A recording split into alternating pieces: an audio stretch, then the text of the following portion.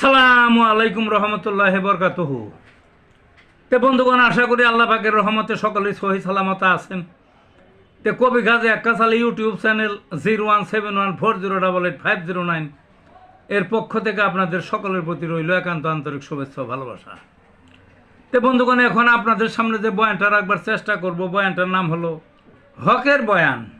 কি হকের বয়ান? ওই যে মানুষে বলে না যে হক হক আদায় করো, সেই হক। এটা একটা ওয়াজ। তে যা হোক, কি হক প্রথমত দুই প্রকার, একটা হলো আল্লাহর হক আর একটা হলো বান্দার হক। আল্লাহর হক বিভিন্ন প্রকার আছে, ফরজ ওয়াজিব বিভিন্ন প্রকার আছে, এগুলো পালন করতেই হবে।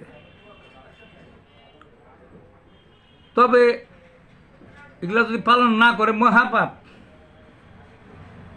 তবে এখানে একটা সুবিধা আছে আল্লাহর হকের মধ্যে। সুবিধাটা কি?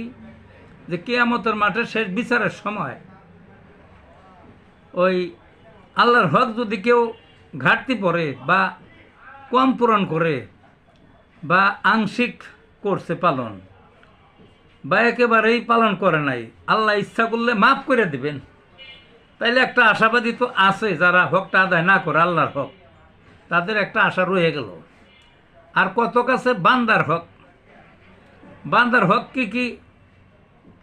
প্রত্যেক আল্লাহ পাকের প্রত্যেক বান্দারই নিজস্ব একটা হক আছে, একটা চলার অধিকার আছে, অন্য কেউ তাকে ঠকাইতে পারবো না সেইটা। ওই কিন্তু হক নষ্ট করে অনেকেই। কি করে? যেমন ভোট চুরি করলো, তাইলে এটা একটা বান্দার হক নষ্ট করলো। গ্রামে দেখেন জমি জমা অনেকেই অনেকের জায়গা বা পরের জায়গায় কিছু জায়গা দখল করে বাড়ি করে রাখছে, হক নষ্ট করা, এগুলো বান্দার হক।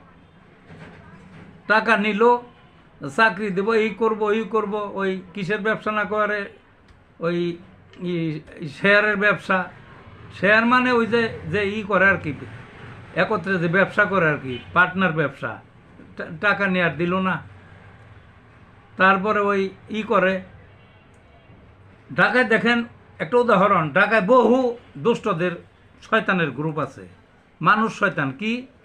বিদেশে লোক পাঠাইব, চাকরি দিবে, মামলা ছোটাইয়া দিবে, অনেক কিছু করে দিবে, দলপল মানুষের টাকা মারে।